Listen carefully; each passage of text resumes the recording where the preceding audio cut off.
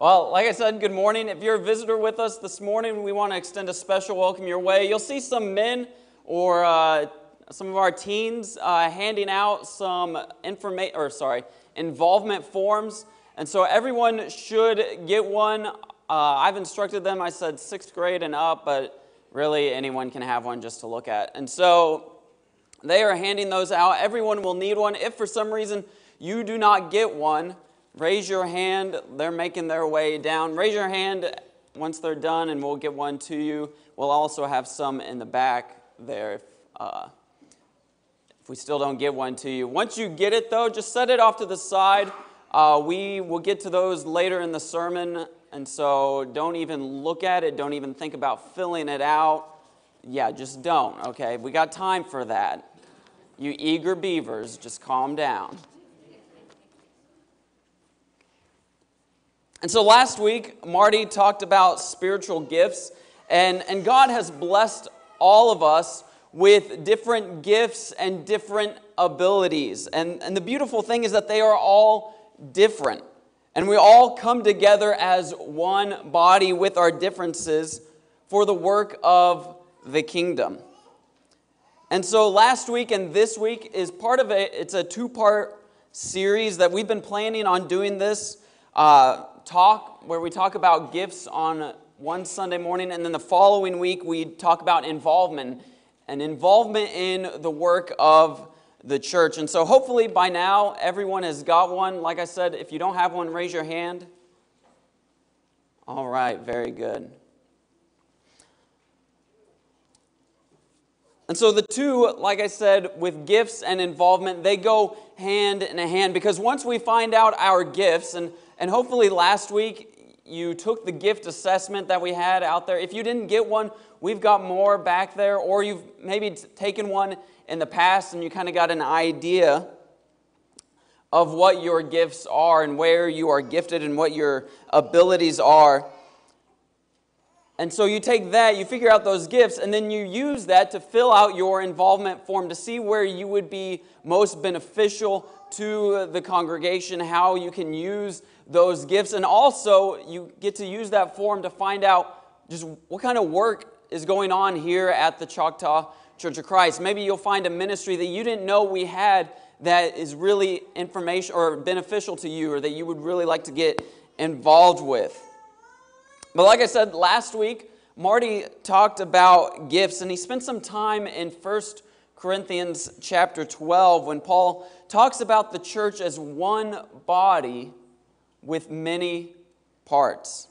And so this morning, I'd actually like to begin there to kind of piggyback off of what Marty said. So you can be turning to 1 Corinthians chapter 12. You can be clicking to 1 Corinthians chapter 12.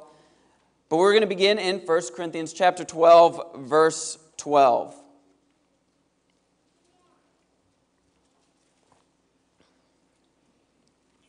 Paul writes to the church in Corinth in verse 12. He says, "Just as a body, though one, has many parts, but all its many parts form one body, so it is with Christ. For we were all baptized by one Spirit so as to form one body, whether Jews or Gentiles, slave or free, and we were all given the one Spirit to drink. Even so, the body is not made up of one part, but of many." And so we all come together to form one body. But just as one body or a body has different parts that perform different functions, we are all different. We are all unique, and we come together and perform different functions in the church today. We can't all be the same, because then there would be some tasks or jobs that would not get done. They might get overlooked, or they wouldn't be done to the best ability. And so let's continue on in verse 15. Paul says, "Now if the foot should say, 'Because I am not a hand, I don't belong to the body,' it would not for that reason stop being part of the body. And if the ear should say, 'Because I'm not an eye, I do not belong to the body,' it would not for that reason stop being part of the body. If the whole body were an eye, where would the sense of hearing be? If the whole body were an ear, where would the sense of smell be? But in fact, God has placed the parts in the body, every one of them, just as He wanted them to be. If they were all one part, where would the body be? And we know this. We know this verse, and we understand what Paul's saying, that if we were all an eye, there would be no ear, no sense of hearing, no taste. We wouldn't be able to move because we wouldn't have feet or legs. We wouldn't be able to pick anything up because we wouldn't have arms or hands. And so in this section, there's two concepts or ideas that I want us to kind of grasp or really drive home. The first is probably the most obvious, and what we talk about is that every part is needed. That there's no part that is greater than another part, and there's no part that is less important than another part. That every part of the body, the church body, is important. But the other concept is that every member of the body has to be a functioning member. In order to have a healthy body, every part must be functioning. Have you ever broken an arm or a leg and had to go maybe 6 weeks or so without using that arm or leg? It's tough. If you break your right arm and you're right-handed, for 6 weeks or so, you got to figure out how to do everything with your left hand. If you break a leg, you've got to figure out, how am I going to get around with only one good leg? If you have some kind of tragic accident and you break both legs, then you've got to figure out, how am I going to get around in a wheelchair? And that creates a whole new set of problems. Life is easier when we have all parts of our body working correctly. And it's important that we have all parts of our church body working. Think of a muscle. When a muscle isn't used, it atrophies. The muscle literally wastes away. The main reason for muscle atrophy is a lack of physical activity. It's not doing anything, and so it wastes away. When parts of the body, when members of the body are not doing anything, it wastes away. Let me say that again. When parts of the body, when members of the body are not doing anything, it wastes away. It serves no purpose and might as well be cut off. If we, as members, are not doing anything to help the body succeed and survive, we might as well not even show up. I'll say that again. If we as members are not doing anything to help the body succeed and survive, we might as well not even show up. I think, wow, that's kind of harsh, Mike. Don't we want people here? Yes, we want people here, but we also want to encourage people and get people growing. We want the church to be growing, and we want individual parts of the body to get involved, to be part of the church and not simply be a consumer.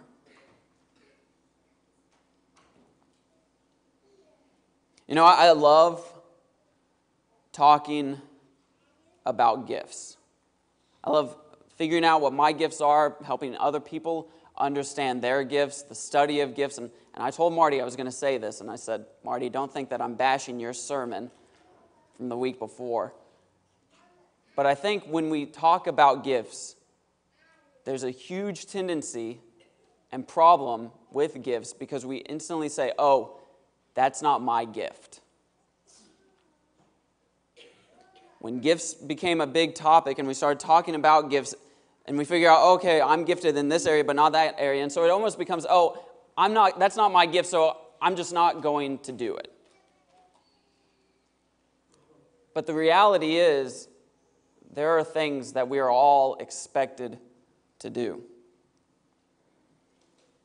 Evangelism might not be my gift, but last I checked, we were all commanded to reach the lost for Christ. Teaching may not be your gift, but last I checked, as parents and adults, we're instructed to teach the younger generation. And men, we are commanded to be the spiritual leaders. It's time we step up and stop saying, that's not my gift. If you haven't gotten it already, your toes might get a little hurt today. But I heard this once, and I said, sorry if I stepped on your toes, because I was aiming for your heart. It's not always about what I want to do. It's not always about what I feel comfortable doing. It's not always about doing what I'm best at, perhaps, but instead what we need to be doing for the church. Mark 9, verse 35. Give you a little context. The disciples have been discussing who was the greatest. They'd been figuring out, okay, who's the most important disciple? Who's Jesus' number one disciple? Who's the greatest? And how can we become the greatest? How can I do better than you? How can I top you? What can I do to make myself look greater? And in Mark chapter 9, verse 35, it says, sitting down, Jesus called the 12 and said, anyone who wants to be first must be the very last and servant of all. Jesus rebukes his disciples for arguing about who was the greatest. See, the problem is a culture of me. We live in a culture of me, of how can I satisfy my needs? I mean, think about it. We got phones in our pockets, most of us. It's called the iPhone. I mean, it's a culture of me. What can I do for me? And it's not, I know millennials, I'm one of the millennials. We get a bad rap sometimes. But it's not just millennials. It's a culture, society of, it's about what I want. Think of it when we just even talk about church. What do I want out of a church? How can the church benefit me? What do I want in a church? What do I want in a worship service? Oh, that worship service wasn't beneficial to me. Oh, that church isn't blessing me, so I'm going to go somewhere else. What do I want to do at my church? But in verse 35, Jesus says, it's not about how I can be served, but instead, how can I serve? It's not about how the church can serve me, but how can I serve the church? Ephesians chapter 3, verse 7, Paul's writing to the church in Ephesus. And I love how he describes himself here in verse 7. Ephesians chapter 3, verse 7, I became a servant of this gospel by the gift of God's grace given me through the working of his power. He says, I became a servant of this gospel. I let the gospel control my life and determine how I live. Paul calls himself a servant. He does whatever needs to be done for the gospel. I think we need to view ourselves as servants of the gospel. View ourselves as servants of the church, servants of the body.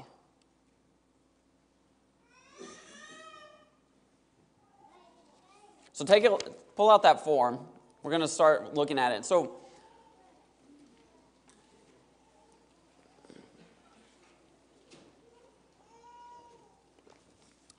we got the tough stuff out of the way. So what is this form and how is it used? Hopefully you might have seen one. We did this again. We did this 2 years ago. And then before that, you probably did it when you became a member here. Our goal is to redo these every 2 years. But simply put, this form is just a way for you to mark what ministries you would like to be involved in and to what level you would like to be involved in those different ministries. And so what we will do is we will take everyone's form, we'll put them in our computer, and then our software that we use, it organizes everything. So we get a list of everyone who marked that they would be willing to teach a particular class, or they would be willing to say a prayer in worship. And so we take all those different areas, put them in lists, and then we then give those lists to the different ministry leaders so they then know who to call upon. And so if you want to be asked to help, if you're thinking, man, I'd love to serve in that ministry, but who do I talk to or whatever, this is your first and easiest and best way for getting plugged into a ministry. Because I guarantee you the ministry leaders, so many times they're thinking, who do I ask? And it's like, we got a list already. Here's your starting point. And so why do we need this form? Well, first, Hebrews 10:24 says, let us consider how we may spur one another on toward love and good deeds. How can we encourage each other parts of the body to get involved and be connected and to do work for the church? Well, this is one way to figure out who wants to serve, who wants to be involved in different ministries. But also, you might be thinking, okay, but why do we need this? I mean, I know where I want to serve, and people know where I want to serve. Well, reality is, as much as we might want to think of ourselves, we are not a small congregation. We're a congregation of over 300 members, and once you get to that 300 mark, we are considered, according to, church statistics for the U.S., we are considered a large church. Now, you might be thinking, what? Large church? But look around at some of the other smaller congregations. We are a large church. And studies show that once a church gets above even 100 or 150 people, you simply cannot know everyone. Look around. You may not know everyone, and that's okay. I think a lot of times we beat ourselves up for not knowing every single person in this auditorium and not knowing everything going on and who they're related to and where they work and what they do and what the hobbies.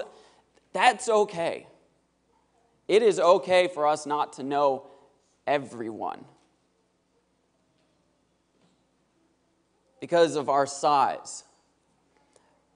And so this form helps us, particularly those ministry leaders, in knowing who wants to be involved. Because also, you may know, if you're a ministry leader, your people, but there may be someone else that you don't know about who wants to serve in that particular ministry. Also, people move in. People move in. People move into our community. Also, people leave. And so this is just a way of updating the form, keeping it up. And so that way we're not looking at a certain family that moved to Dallas, Texas a couple months ago and still calling them to come help with youth ministry stuff. That was shout out to the Perkins, by the way. Also, your interests might change. 2 years ago, 4 years ago, you may be thinking, man, I would love to teach a teen class. Now you're thinking, no way, Jose, Mike. Your interests might change. Also, your availability might change. What you are just simply able to do, whether it be work commitment, family commitment, maybe even just for health reasons, physically able to do certain things now, or maybe you're able to do things now. And so just availability changes, and that's okay too. And so we just want to keep the form updated, also to just have a current list of who's interested and available to serve in those ministries. And so things are also always changing. You look through here, we updated the form from 2 years ago. We added new ministries. We also had to take some things away just because simply we aren't doing those anymore. And that's okay also. Things change. Things get taken. We no longer do things one way. Things adapt. And so it's just simply a regular process that we have to do to just update lists. And so it's important that you fill it out. We want you to fill it out. We want everyone to fill one out and turn it in. And so what we're going to do right now, most of you are probably already doing it, we are going to spend some time, or the remainder of this sermon going through this form, talking about it, and giving you opportunity to fill it out. Because realistically, once you take it home, it's probably not coming back. Especially, we have one kid. Some of y'all got more than us, and I know your house, because it's probably like our house, and it's not coming back either, let alone it may not even make it home. So we are going to, like I said, go through it real quick, just kind of not really answer questions, because you don't really have time to ask questions, but kind of point out some things. And then after services, there's a giant yellow box in the back of the auditorium. You can drop it in. Also, at both of the break points or doors, there is like a wicker basket, and you can also put it in there. So if you don't normally go out that way and you take that door right there, by all means, you can just drop it in that basket, and we will put them all together.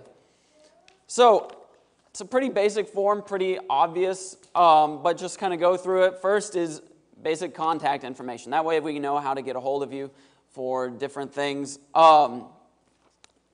Our ministries are divided up into 5 categories: from education, evangelism, fellowship, got to look at it, service, and worship.